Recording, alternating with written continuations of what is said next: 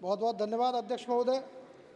माननीय मैं मंत्री जी से पूछना चाहता हूं कि मेरी लोकसभा एटा कासगंज में आने वाली एमडीआर और ओडीआर मार्गों को लंबे समय से चौड़ा नहीं कराया गया है और यह सभी मार्ग गांव के विकास को बढ़ाते हैं। क्या सरकार द्वारा मेरी लोकसभा एटा कासगंज के साथ साथ उत्तर प्रदेश के इन ग्रामीण मार्गों को चौड़ीकरण और सुदृढ़ीकरण कराने की कोई योजना बनाई जा रही है और कब तक इन ग्रामीण नहीं, मार्गों को कौन बनवाया सी? जाएगा? नमस्कार, आदाब। मैं हूं शकील अंसारी। आप देख रहे हैं एकेटी न्यूज़। एकेटी न्यूज़ आपकी मुलाकात किसी न किसी हस्ती से कराता रहता है। आज हम नई दिल्ली में सांसद देवेश साग कासगंजेटा के जो सांसद हैं, उनके आवास पर हैं और आज अभी-अभी पार्लियामेंट से उठकर आए हैं। एक ऐसा सांसद एटा कासगंज को मिला है, जो अपने क्षेत्र की आवाज़ लगातार जब भी सेशन चलता है, लगातार अपने क्षेत्र की आवाज़ को उठाते हैं। आज भी जो है सांसद जी ने कासगंज एटा की सड़कों के बारे में जो है पार्लियामेंट में उठाया है। सांसद जी, लगातार आप जो है क्षेत्र की जनता के लिए जो सड़कों की और भी तमाम जो समस्या हैं, उनकी आवाज़ लोकसभा में उठाते रहते हैं। आज भी आपने उठाई है। देखिए शकील जी, सबसे पहले तो मैं आपका आभार व्यक्त करता हूँ और मैंने पहले भी कहा है कि जिस एटा कासगंज की जनता ने मुझे जिस विश्वास के साथ चुना है और मैं उस विश्वास को निरंतर बढ़ाने का काम कर रहा हूँ।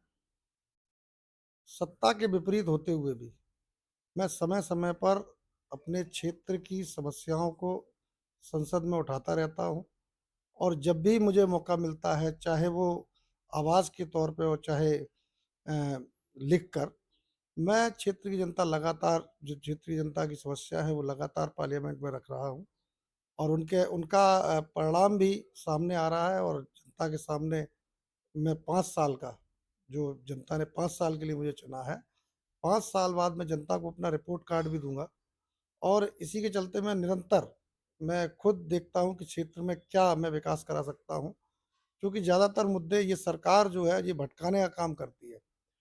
अगर मैं कोई मुद्दा रखता हूँ विकास का, तो सरकार कहीं न कहीं विकास की बात ना करके, ये डबल इंजन की सरकार एक इंजन पे दूसरे इंजन पे थोप देती है और ये दोनों ही इंजन मुझे नहीं लगता जैसे बजट आया, तो ये बजट आम जो जनता है उसकी मूल भावनाओं से परे नहीं है और इस बजट की आलोचना भी हुई है और बजट में ऐसा उत्तर प्रदेश के लिए कुछ खास रखा नहीं गया है। जैसा कि आपने तमाम जो है यहाँ सड़क कितने अब तक सड़कें मंजूर आपने करा दी? देखिए, मैंने प्रस्ताव दिए हैं, उसमें पीडब्ल्यूडी के द्वारा भाग-दौड़ करके छोटी-बड़ी सड़कें सब मिला के लगभग 100 के अपनी लोकसभा में अपने 100 रोडें हमने प्रस्तावित करा चुके हैं और मैंने लगभग 200 प्रस्ताव अभी भेज और रखे हैं। तो तमाम लोकल बॉडी में भी भेजे हैं और उत्तर प्रदेश सरकार को भी भेजे हैं और पीएमजीएसवाई में भी भेजे हैं।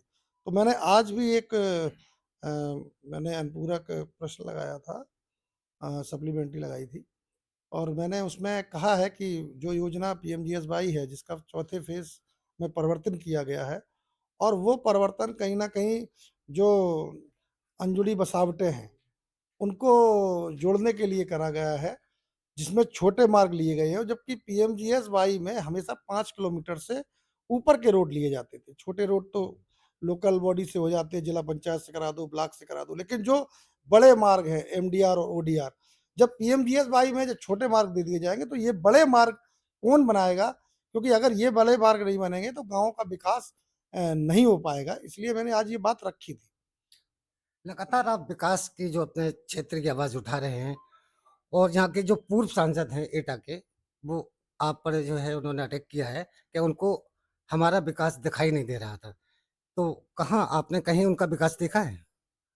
नहीं देखिए, सबसे पहले तो मैं पूर्व सांसद जी का सम्मान बतौर मैं उन्हें बताना चाहता हूँ कि मैं उम्र में हो सकता है उनसे ज़्यादा हूँ या थोड़ा बहुत अंतर होगा और मेरी आँखों पे चश्मा भी नहीं लगा।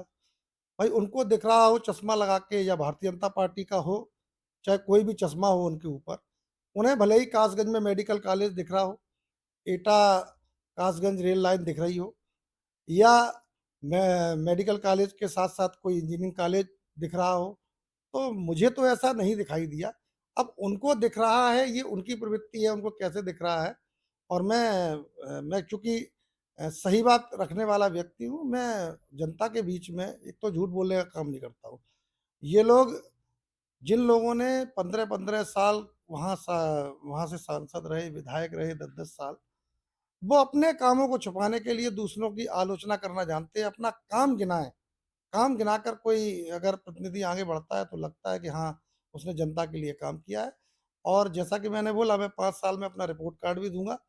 इन परिस्थितियों में भी जब पूर्व के प्रतिनिधि सत्ता में रहे, लगातार सत्ता में रहे, फिर भी जो क्षेत्र की विकास होना चाहिए था, वो विकास हमें नहीं दिखाई दिया। अगर उनको दिख रहा है तो ये उनकी आँखें का फेर है, और मैं इस पे क्या ज़्यादा टिप्पणी करूँ।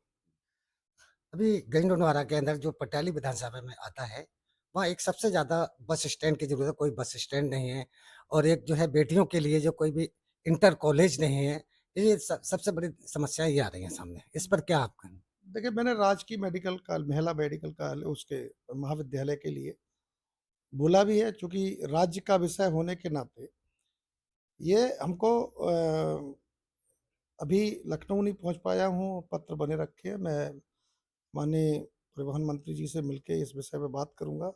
और अभी जो गंज-उडवारा में सबसे बड़ी समस्या है गणेशपुर फाटक की, तो उसके लिए और सहावर में भी फाटक की आवश्यकता है, जो लंबों घंटों जाम लगा रहता है। उसके लिए मैंने रेल मंत्री जी से बात करी है, और कहीं न कहीं उन्होंने आश्वासन भी दिया है कि आज नहीं कल मैं लेकिन करा ज़रूर दूँगा। तो मैंने उनको बताया कि ये मेरे क्षेत्र की सबसे बड़ी समस्याएँ हैं।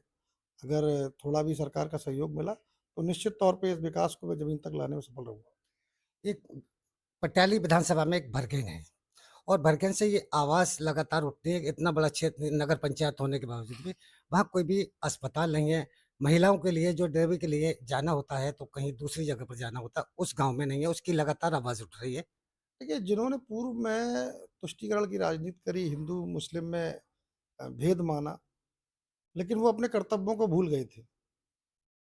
वो जनप्रतिनिधि थे, और जनता जब एक बार चुन लेती है, तो मैं फिर कहता हूँ, जिन्होंने हमें वोट दिए, उनका भी हम सम्मान रखेंगे, जिन्होंने वोट नहीं दिए, उनका भी हम सम्मान रखेंगे। लेकिन अगर हम इन विकास को, चाहे वो चिकित्सा से संबंधित हो, शिक्षा से संबंधित हो, रोज़गार से संबंधित हो, अगर विकास को अपने क्षेत्र में धरातल तक ले आए, तो मुझे लगता है कि कहीं न कहीं बहुत अच्छा काम रहेगा, क्योंकि विकास ही केवल एक सफलता की कुंजी है। राजनीति अगर जिसको करना है, तो वो विकास के दम पे ही कर सकता है। तो ये थे हमारे साथ देवेश जी, एटाका सेन के सांसद और इन्होंने बताया कि लगभग 100 सड़कें हमने जो है दी हैं और उम्मीद है कि जल्द से जल्द जो है ज़मीनी स्तर पर जो है काम दिखने लगेगा और कोई भी बहुत से सवाल हमने इनसे किए हैं। उम्मीद ये है क्योंकि अभी तो चंद टाइम हुआ है और अभी 4 साल है बकाया हैं। उम्मीद है कि क्षेत्र में विकास दिखेगा। खाली ये नहीं है कि खाली कागज़ों पर काम होगा, क्योंकि बहुत से हमारे यहाँ सांसद रहे हैं, कई-कई सालों से सांसद रहे हैं। मैं काफ़ी पुराने लोगों की भी बात कर रहा हूँ, काफ़ी मैंने पुराने लोगों की भी बात कर रहा हूँ मैं कि यहाँ कई-कई बार के सांसद लोग रहे हैं। कोई 7-7 बार सांसद रहा है, कोई 2-2 बार सांसद रहा है, लेकिन आज तक एटा लोकसभा पर कोई भी बड़ा नहीं कोई डिग्री कॉलेज बनवाया है, ना कोई मेडिकल कॉलेज बनवाया। अब देखते हैं कि देवेश साग जी आए हुए हैं, छोटी-छोटी जो सड़कें हैं, उनके लिए अभी काम कर रहे हैं और उम्मीद यही की जा सकती है कि आने वाले टाइम में देवेश साग जी अपने क्षेत्र की आवाज़ हमेशा लोकसभा में उठाते रहेंगे और अभी लगातार उठा रहे हैं। तो इसी तरह की खबरों के लिए देखते रहिएगा एकेटी न्यूज़ शकील अंसारी के साथ। आज उसमें भी निकला है पेपर में।